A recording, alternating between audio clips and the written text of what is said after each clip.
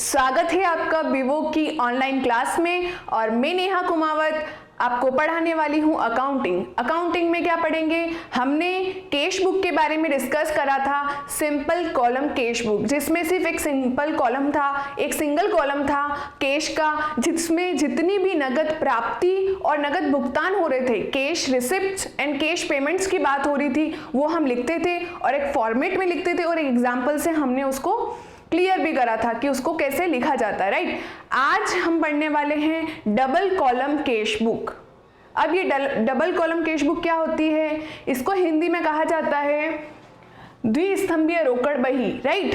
तो इसमें क्या होता है, दो कॉलम होते हैं। अब ये दो कॉलम कौन से होते हैं, कैश का तो चल ही रहा है, एक एक्स्ट्रा कौन सा होता है, इसमें एक एक्स्ट्रा होता है बैंक का कॉलम इसमें एक एक्स्ट्रा होता है।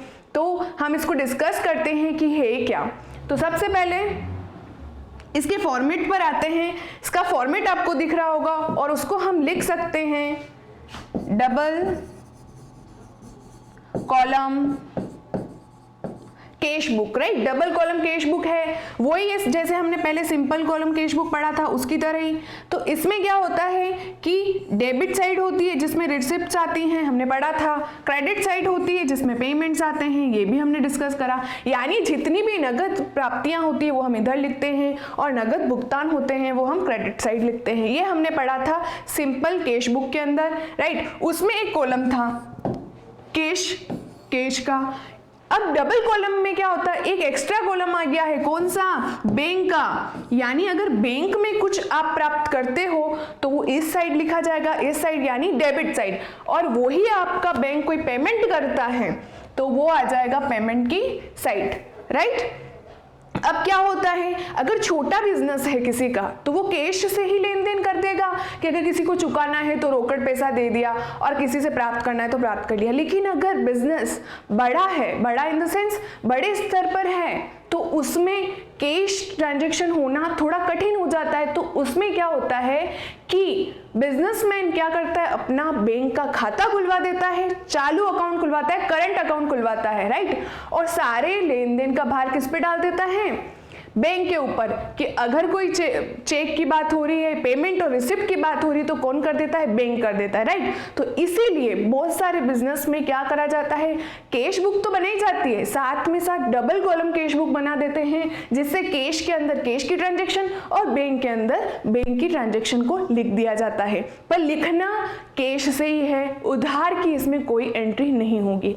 आपने फॉर्मेट देख ही लिया होगा, सेम एज इट इज वैसा ही है, डेट है, डिस्क्रिप्शन यानी पर्टिकुलर्स वही हो गया, वीएन नंबर, वाउचर नंबर हो गए, ठीक है। फिर कैश का हो गया, बैंक हो गया, डिस्क्रिप्शन हो गया, और एलएफ भी आ सकता है तो कभी कभी पीआर भी आ जाएगा, राइट। अब क्या करेंगे, एक एग्जाम्पल के साथ क्लियर करने से पहले इसके कुछ नियम है, कुछ रूल्स हैं जिसको हमें ध्यान में रखना होता है। किसके रूल्स हैं, द्विस्तंभीय रोकड़ बही के।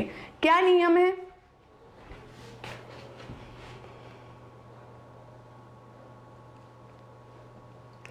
नियम कुछ इस प्रकार है।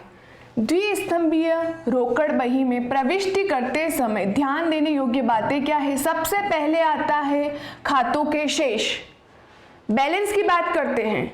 अब क्या होता है कि जैसे मैंने आपको सिंपल कॉलम कैश बुक में बताया था, सिंगल कॉलम कैश बुक में, कि अगर आपका रोकड़ का कोई बैलेंस है तो आप किस तरफ लिखते हो, उसको डेबिट साइड दिखाते हो, और कैश का बैलेंस जो होता है वो डेबिट ही होता है, राइट। तो हम क्या लिखते हैं, टू बैलेंस बीडी, और रिसिप्ट की साइड लिखते हैं वो उसका प्रारंभिक शेष। और प्रारंभिक शेष की हमने बात भी करी थी कि अगर पिछले साल का कोई रोकड़ इस साल यानी आज की जिसमें हम बुक में रिकॉर्ड कर रहे हैं उसमें वो कैश आती है तो आज के लिए वो क्या माना जाता है, प्रारंभिक शेष माना जाता है, बैलेंस बीडी यानी पीछे से आगे की ओर लाई गई हमारी नकद की राशि मानी जाती है, राइट। तो कैश का क्या होता है, डेबिट बैलेंस में हम लिखते हैं, लेकिन बैंक का भी तो कुछ ना कुछ प्रारंभिक शेष होता होगा, बिल्कुल होता है। बैंक का प्रारंभिक शेष है तो वो भी डेबिट तरफ, लेकिन बैंक ही एक ऐसा कॉलम है या बैंक ही एक ऐसा विवरण है जिसके अंदर उसका क्रेडिट भी लिखा जाता है। क्रेडिट यानी उसके शेष को कैसे लिखा जाएगा वो हम एक एग्जाम्पल से पढ़ेंगे कि कब बैलेंस को उसको क्रेडिट में लिखा जाता है बैंक के, राइट। उसके बाद हम पढ़ रहे हैं विपरीत प्रविष्टियां, क्या ध्यान रखना होता है, विपरीत प्रविष्टियां। कॉन्ट्रा एंट्री की बात करी थी ना हमने कि कैश और बैंक दोनों इफेक्टेड होते हैं। अगर आप बैंक से पैसा निकालते हो तो कैश और बैंक दोनों इफेक्टेड होंगे, अगर आप पैसा बैंक में जमा कराते हो तो दोनों इफेक्ट होंगे। तो इस तरह की लेन देन को भी इस बुक में डबल कॉलम कैश बुक में ध्यान से लिखना होगा, वो भी मैं आपको एग्जाम्पल से ही क्लियर कराऊंगी, राइट। अब थर्ड है, यदि प्राप्त चेक उसी दिन बैंक में जमा नहीं कराया जाता है तो उसे रोकड़ खाने में लिखा जाएगा। यानी क्या होगा, अगर आपको कोई चेक प्राप्त हुआ है, सपोज आपको किसी ने, मोहन या सोहन ने आपको चेक दिया, तो आप उसको कैश की तरह ट्रीट करोगे। किस तरह से, नगद की तरह से ट्रीट करोगे। और जब आप जमा करा दोगे, उस चेक को ले जाके बैंक में डिपॉजिट करा दोगे, तब वो बैंक से संबंधित माना जाएगा, यानी बैंक के कॉलम में लिखा जाएगा। चेक आया और आपके पास है, इसका मतलब वो कैश से संबंधित, कैश से उसकी ट्रांजैक्शन होगी। लेकिन अगर उसी दिन आपने जमा करा दिया बैंक में तो बैंक का खाता इफेक्ट होगा, बैंक कॉलम भी इफेक्ट होगा। वो कैसे होगा वो भी हम एग्जांपल से समझेंगे। तो हम एक एग्जांपल ले ही लेते हैं अगर इसकी इतनी चर्चा हो रही है। तो एग्जांपल आपके सामने कुछ इस प्रकार है, 2010 के कोई ट्रांजैक्शंस हैं। मार्च 1 को क्या हुआ है, रोकड़ हस्ते, इसमें रोकड़ हस्ते वाला नहीं, रोकड़ हस्ते मतलब आपके पास इसमें क्या है, बैंक में अमाउंट, आपके पास कैश है हैंड में, हाथ में, ठीक है। ये लिखा हुआ है, देखिए कैश इन हैंड 500 आपके पास पड़े हुए हैं अभी। तो ये आपका प्रारंभिक शेष है, किसका, कैश का, नकद का, राइट। आगे देखते हैं क्या है, बैंक ओवरड्राफ्ट ₹4000 और बैंक की ओडी चल रही है, ओवरड्राफ्ट यानी डिपॉजिट से ज्यादा भी उसने निकाल दिए, वो चल रहा है। वो क्या है वो भी हम समझते हैं। पहले ये देखिए कि रोकड़ आपके पास बैलेंस पड़ा है। मैंने बताया प्रारंभिक शेष को डेबिट साइड लिखा जाता है, डबल कॉलम कैश बुक के अंदर प्रारंभिक शेष को डेबिट साइड लिखा जाता है रोकड़ के। रोकड़ की बात हो रही, कितने हैं रोकड़, 500 रुपए हैं। तो हम आते हैं इसके फॉर्मेट पे, ये इसका फॉर्मेट आ गया जिसमें debit side receipts, payment sides credit side payments आ गए, डबल कॉलम कैश बुक नाम आ गई, फॉर्मेट चल रहा है इसमें। अब क्या है, टू बैलेंस बीडी, किसका, कैश का बैलेंस कितना है, कैश का बैलेंस है 500, राइट। तो हमने 500 लिख दिया और मैंने बात करी थी प्रारंभिक शेष किसकी, कैश की, वो डेबिट ही होती है। तो लिख दिया यहां पर मार्च 1 2010, राइट। उसी तरह क्या होगा इसमें क्या हो रहा है, अब बैंक का देखते हैं, बैंक का बैलेंस कौन सा है। तो बैंक का बैलेंस ये बोल रहा है ओडी है, ओवरड्राफ्ट है, यानी जितना आपने जमा करा रखा है उससे ज्यादा इसने निकाल रखा है। तो 5000 से 10 जमा थे, 15 निकाल रखे, नहीं 5 एक्स्ट्रा निकाल रखे। तो वो एक्स्ट्रा निकाल रखे तो बैंक को हमें भुगतान करना होगा। जब भी हम पैसा जमा कराएंगे बैंक अपने आप वो अमाउंट काट लेगा। तो हमारे लिए वो हमारा क्या दायित्व है। और मैंने आपको शब्दावली में भी पढ़ाया था कि बैंक ओवरड्राफ्ट, बैंक अधिविकर्ष मतलब ज्यादा निकाल रखा है बैंक से, तो उसका अब क्या होगा, भुगतान साइड लिखा जाएगा। तो हम क्या करेंगे, ये कैश बुक है, कैश बुक में क्या करा, इसका बैलेंस किसका, बैंक का बैलेंस कितना है, ओडी कितना चल रहा है, 4000 चल रहा है, तो 4000 ही यहां लिख दिया जाएगा। अब इस तरफ क्यों लिखा, आप देखिए बैलेंस बीडी को इस तरफ, क्योंकि हमें बैंक को भुगतान करना है फ्यूचर में, तो इसलिए क्रेडिट साइड आया। अगर सिर्फ लिखा होता है कि बैंक बैलेंस तो हम बैंक की उस तरफ लिखते, लेकिन ओडी चल रही है यानी ओवरड्राफ्ट चल रहा है, हमारा दायित्व हमें चुकाना है, तो पेमेंट साइड हमने इसका बैलेंस लिख दिया, किसका, बैंक का। और वही डेट है सेम 2010 मार्च 1, राइट। कैश में कुछ नहीं आएगा, इधर बैंक में कुछ नहीं आएगा, राइट। अब देखते हैं मार्च 4 को क्या हुआ, रोकड़ बिक्री, कैश सेल करी है तो क्या हुआ होगा, पैसा आया होगा, रोकड़ आया है, उसने लिखा भी है रोकड़ आई है, रोकड़ बिक्री से रोकड़ आई है, राइट। तो क्या करेंगे इसके अंदर कि जो रिसिप्ट साइड है कैश बुक की, उसके डेबिट तरफ लिखेंगे, क्योंकि रिसिप्ट्स हम डेबिट तरफ लिख रहे हैं, राइट। तो हम आए इसके फॉर्मेट में और यहां लिखा जाएगा टू सेल, क्योंकि हमने जो बेचा है माल उससे हमें क्या हुआ, रोकड़ प्राप्त हुआ, हमारी प्राप्तियां हैं। तो हम किस तरफ लिखेंगे, डेबिट तरफ प्राप्तियां लिखेंगे। कितनी हुई है 10,000 और मार्च 4 को कितनी 10,000। तो कैश के कॉलम में कैश की राशि नकद प्राप्त हुई है तो ऑब्वियसली कैश आया होगा, प्राप्त करा है हमने। और क्या करेंगे, सेल को क्या करेंगे, रिसिप्ट साइड लिखेंगे। और आपको तो पता ही है जो डबल कैश कॉल जो अपनी बुक चल रही है कैश बुक, वो बुक रियल अकाउंट के नियम से चल रही है, वास्तविक खाते के नियम से चल रही है। कैसे, आने वाली वस्तु संपत्ति को डेबिट करो, कैश आ रही हम डेबिट कर रहे हैं, और जाने वाली वस्तु संपत्ति को क्रेडिट करो। तो पेमेंट से सारी कैश जा रही है तो हम इसको क्रेडिट करेंगे, राइट। बढ़े आगे। अब इसमें क्या होता है, हमने सेल कर दी, हमें प्राप्ति हुई, पैसा 10,000, कैश प्राप्त हुआ, कैश की तरफ लिख दिया।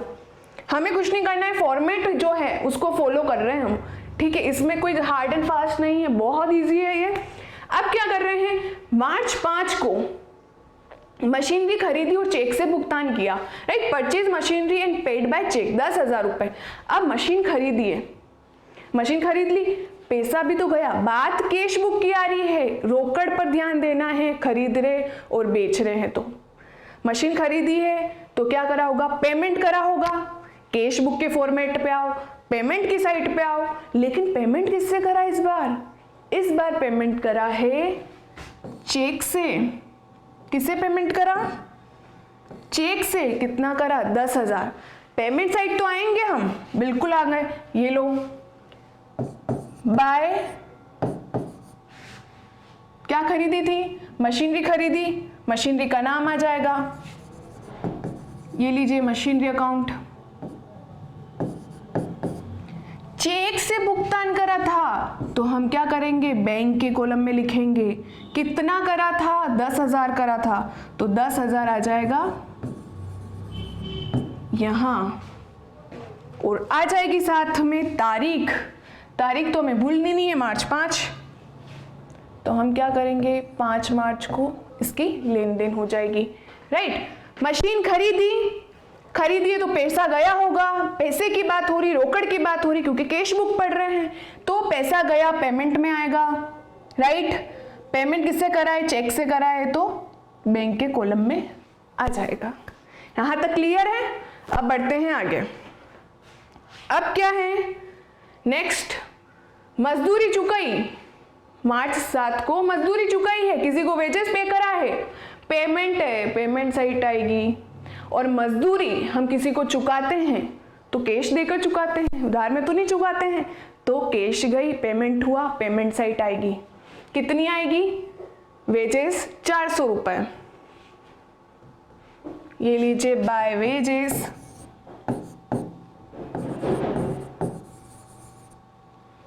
कैश में आएगी क्योंकि कैश से पेमेंट करा है,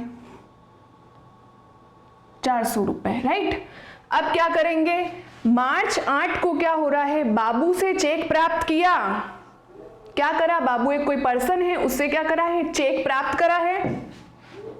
मैंने आपको बताया था चेक जब प्राप्त करा है तो उसको ये समझना है कि हमारे पास कैश आई है, जब तक कि हम बैंक में जमा ना करा दें।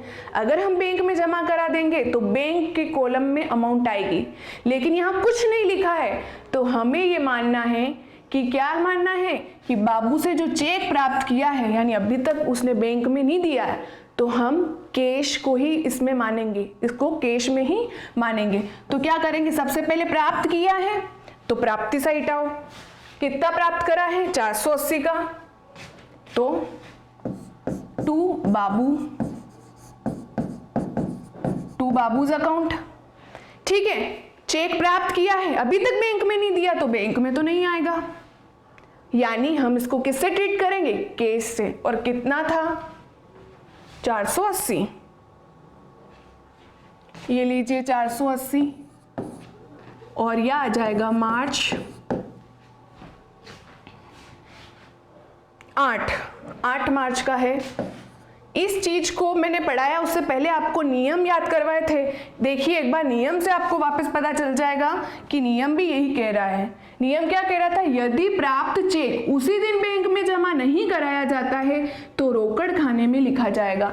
यानी यहाँ पर क्या बोला गया है, हमारी जो लेन देन है उसमें क्या बोला गया है, बाबू से चेक प्राप्त किया यानी अभी तक जमा नहीं कराया, जमा कराएंगे तो बैंक इफेक्ट होगा, बैंक में अमाउंट आएगी, लेकिन कुछ नहीं कहा तो कैश में अमाउंट आएगी और हमने कैश में अमाउंट लिख दी। प्राप्त करा, प्राप्ति साइट है, रिसिप्ट साइट है, बाबू से प्राप्त करा, बाबू का नाम आ गया, कैश के कॉलम में आ गया नियम के हिसाब से, राइट। अब देखते हैं बैंक से रोकड़ निकाले, अभी बताया विपरीत प्रविष्टियां, कॉन्ट्रा एंट्री, बैंक और कैश दोनों इफेक्ट हो रहे हैं। कैसे इफेक्ट हो रहे हैं, बैंक से रुपए निकाले, कितने रुपए निकाले बैंक से, 2000 रुपए निकाले, राइट। ये बैंक है और ये बिजनेस है, राइट। तो बैंक से पैसे निकाले तो कैश आई, बिजनेस में कैश आई, आने वाली वस्तु संपत्ति को डेबिट करो, रियल अकाउंट के नियम से कैश अकाउंट क्या होगा, डेबिट होगा। साथ ही देने वाला कौन है, पैसा बैंक है, तो बैंक का खाता क्या होगा, क्रेडिट होगा, बैंक अकाउंट क्रेडिट होगा 2000 से। ये एंट्री है, कॉन्ट्रा एंट्री हमने पढ़ी भी है, कब पढ़ी, जनरल एंट्रीज में। नहीं पढ़ी है तो एक बार फिर से देखिए, जहां बैंक और कैश दोनों साथ इफेक्ट आती है, जब बैंक से पैसा निकालते हो, बैंक में पैसा जमा कराते, तब ये कंडीशन होती है और इसको कॉन्ट्रा एंट्री कहते हैं। साथ ही इस तरह की एंट्री को आप टेली में F4 के नाम से जानेंगे।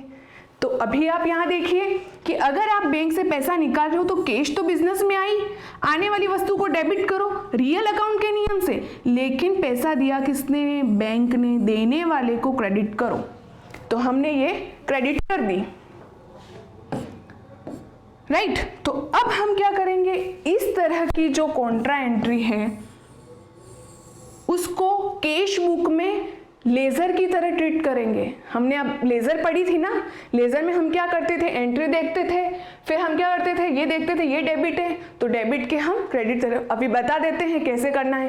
देखिए कैश अकाउंट क्या हो रहा है, डेबिट टू बैंक अकाउंट हो रहा है, और हम कैश बुक ही पढ़ रहे हैं और उसमें बैंक कॉलम भी है, कैश कॉलम भी है, राइट।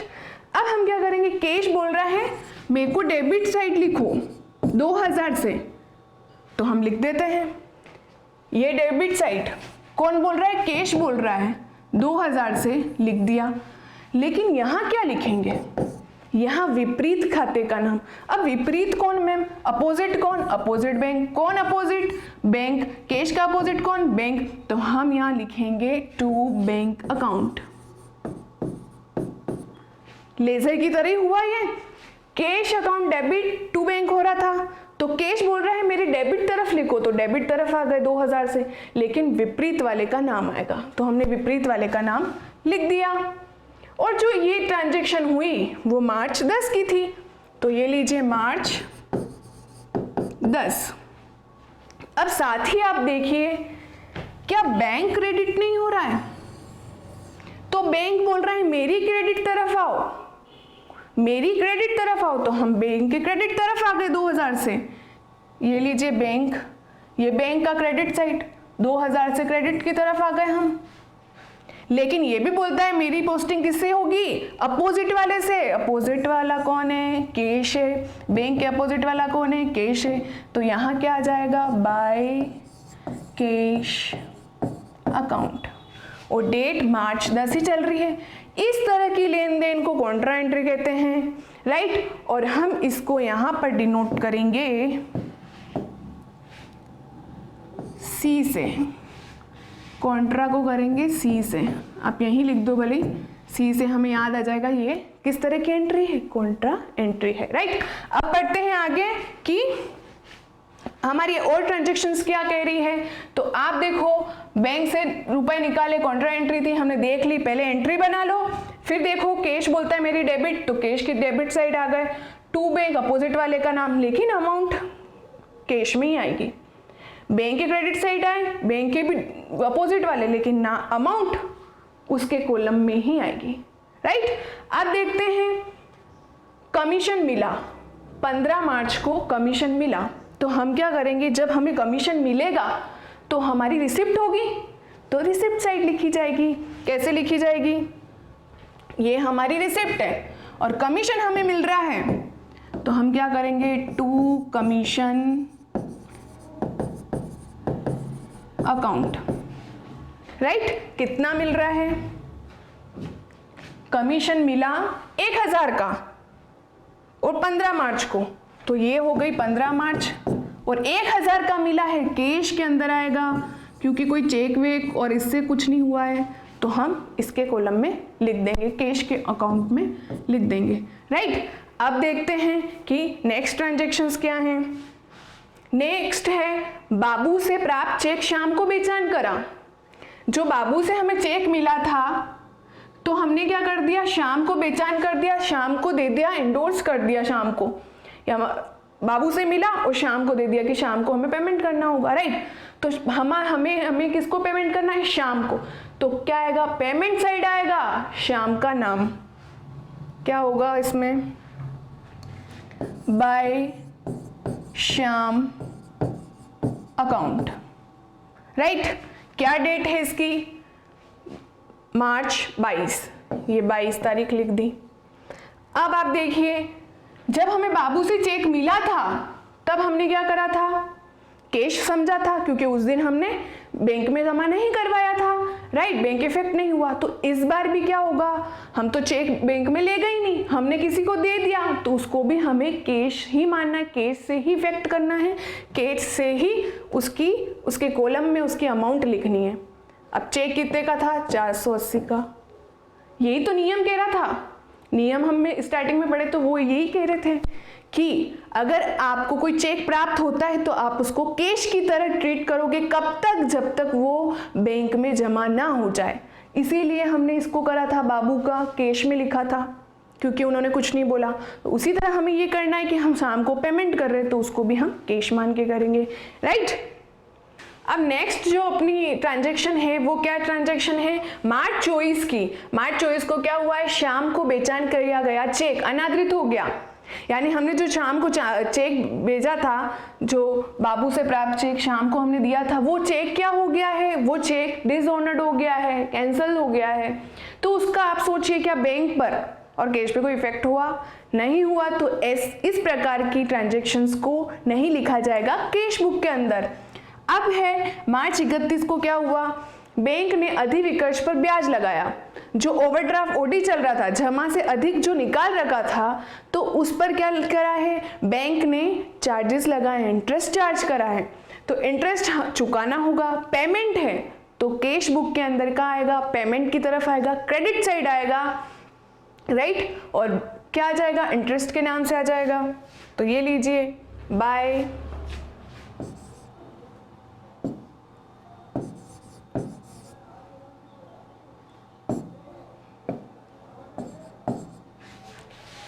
डेट क्या है इसकी, 31 मार्च, ये लीजिए 31 मार्च, बाय इंटरेस्ट, इधर क्यों लिखा, क्योंकि पेमेंट करा है, कितना करा है, 500 का है, 500 का पेमेंट करना है, और बैंक ने लगाया है तो बैंक के कॉलम में आ जाएगा 500 रुपए,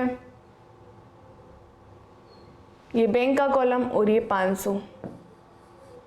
सारे लेन देन हो गए, सभी को लिख लिया हमने, हमारी प्राप्तियां हैं इस तरफ है, हमारे भुगतान इस तरफ है, राइट। अब हम क्या करेंगे, इसकी टोटल लगा देंगे, योग कर देंगे, ठीक है।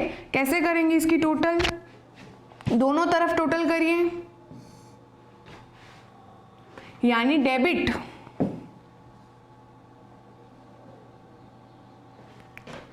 ये टोटल हो जाएगी, और कैश की डेबिट साइड की टोटल और कैश की क्रेडिट साइड की टोटल,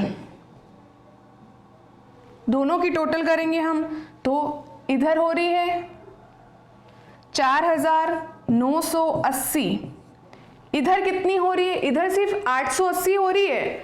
यानी एक बार तो हम क्या करेंगे, दोनों की टोटल को क्या लिख देंगे, जिसकी ज्यादा है दोनों तरफ लिख देंगे, इसकी ज्यादा है दोनों तरफ, यानी कैश के डेबिट में और कैश के क्रेडिट में ये अमाउंट आ जाएगी 4980। 980 लिख दी, लेकिन इसकी टोटल 480 नहीं हो रही है, अंतर आ रहा है। ये इसकी टोटल तो सिर्फ 880 हो रही है मैम। तो जो अंतर आ रहा है उस अंतर को हम क्या करेंगे, उसको हम बैलेंस में ट्रांसफर करेंगे, और वो अंतर आ रहा है 4100 का, और उसको लिखा जाएगा। और जो हम ये खाते बंद करें 31 मार्च को कर रहे हैं, तो 31 मार्च को हम बुक क्लोज करेंगे, तो यहाँ लिखा जाएगा मार्च 31 by balance CD। Carried down करना है अब इसको 4100 को। क्या करा हमने, कैश की डेबिट और क्रेडिट साइड की योग करें, जो सबसे ज्यादा है उसको दोनों तरफ लिख दिया, इसकी ज्यादा थी दोनों तरफ लिख दिया। अंतर की राशि को बैलेंस CD के नाम से दे दिया, यही करा। यही चीज सेम कहाँ करनी है, बैंक के कॉलम में भी करनी है। तो ये बैंक का कॉलम और ये बैंक का कॉलम, देखिए इधर तो कुछ भी नहीं है, एक भी नहीं है, जीरो है। और इस तरफ देखिए 10,000, 2,000 और कितनी आ रही है 16,500, राइट। 16,500 इसकी टोटल हो रही है, और इधर हो रही है जीरो। तो भी दोनों में से ज्यादा कौन सी है, 16,500, तो इधर भी लिखा जाएगा 16,500। अब आप बताइए अंतर कितना है, अंतर पूरा 16,500 का है, तो 16,500 का अंतर इधर लिखा जाएगा, और इधर लिखा जाएगा टू बैलेंस CD। किसका है ये बैलेंस CD, ये है बैंक का। ये बैलेंस CD किसका है, कैश का। क्लियर है यहाँ तक। दोनों की टोटल करो, जो सबसे ज्यादा है वो लिखो, और अंतर की राशि उसी पक्ष में लिख दो। हमने इसकी टोटल करी थी, इसकी सबसे ज्यादा थी, दोनों तरफ लिखी। अंतर इधर था, अंतर को हमने क्या लिख दिया, बैलेंस से लिख दिया। उसी तरह हमने बैंक में भी यही करा, इधर अंतर निकला, दोनों के अंतर अलग अलग निकले और उनको बैलेंस CD नाम दे दिया। यानी ये बैलेंस अब आगे ले जाए जाएंगे। कब ले जाए जाएंगे, अप्रैल में। तो जब 1 अप्रैल को कैशियर जो भी होगा या अकाउंटेंट जो भी होगा वो एंट्री करेगा या इसमें रिकॉर्ड करेगा, तो वो क्या करेगा, जो ये बैलेंस CD है 4100 रुपये बैलेंस CD, यानी आपके पास एंड में कितना रोकड़ बचा, 4100 बचा, तो वो नए साल के लिए हमारा ओपनिंग बैलेंस होगा। तो यहाँ लिखा जाएगा टू बैलेंस BD। कितना है 4100, तो हम क्या कर देंगे, कैश के कॉलम में है 4100, तो हम कैश में लिख देंगे 4100। ये लीजिए कैश में 4100 लिख दिया, राइट। बैलेंस हमने लिख दिया। उसी तरह यहाँ कोई बैलेंस था ही नहीं, तो यहाँ कुछ आया ही नहीं। अब आप देखिए ये बैलेंस किसका, बैंक का, एंड में इधर आ रहा है, तो इसको लिखा जाएगा इस तरफ, यानी जब भी, कब, 1 अप्रैल को बैंक का शेष इस तरफ लिखा जाएगा। कितना आएगा, बाय बैलेंस BD कितना है 16,500। किस में आएगा, ये देखिए 16,500 बैंक में है, इस तरफ आ गया, और हमारा जो बैलेंस है कैश का वो इस तरफ आ गया, राइट। यानी 4100 रुपये हमारे पास है, हमारी प्राप्ति मानी जाएगी। उसी तरह बैंक का बैलेंस जो है हमारा क्या आया था, यहाँ पर इस तरफ आया था, तो इसको नेक्स्ट ईयर इधर ट्रांसफर करेंगे। यानी कह सकते हैं कि 16,500 अभी तक बैंक का OD चल रहा है, ओवरड्राफ्ट चल रहा है, लेकिन 4100 रुपये अभी तक हमारे पास हैं। ठीक है, तो हमने यही करा, जो हमारे पास बैलेंस था वो हमने नेक्स्ट मंथ के लिए इस वाले बैलेंस को इधर ट्रांसफर करा और इस वाले को इधर ट्रांसफर करा। तो यहाँ तक हमें करना है, और आगे जो भी फिर इस अप्रैल मंथ की जो भी लेन देन होगी, ट्रांजैक्शन होगी, वो इसी बेस पर करेंगे। ठीक है, तो अब इसमें क्या होता है, तो ये हो गया हमारा पूरा कैश बुक। अब इसमें क्या है, डबल कॉलम कैश बुक था जिसमें दो कॉलम हमने बनाए थे, एक था कैश का और एक था बैंक का। कैश की ट्रांजैक्शन कैश में कॉलम में और बैंक के ट्रांजैक्शन बैंक के कॉलम में लिख रहे थे। और नियम पढ़े थे, कौन से नियम पढ़े थे, खातों के शेष निकालना, फिर विपरीत प्रविष्टियां करना, राइट। उसके बाद विपरीत प्रविष्टियों में क्या था, कॉन्ट्रा एंट्री करी थी कि बैंक में डिपॉजिट है तो उसके लिए क्या किया जाएगा, और बैंक से व्यापार से निकाल रहे तो उसके लिए क्या किया जाएगा, राइट। उसके बाद यदि चेक उसी दिन बैंक में जमा नहीं करवाते हैं तो रोकड़ खाने में लिखा जाएगा, और अगर उसी दिन करा देते हैं तो बैंक के कॉलम में लिखा जाएगा, और हमने एग्जाम्पल में देख भी लिया था, राइट। तो ये ही है डबल कॉलम कैश बुक, और आज की क्लास यहीं समाप्त करते हैं। मिलते हैं नेक्स्ट क्लास में, तब तक के लिए धन्यवाद।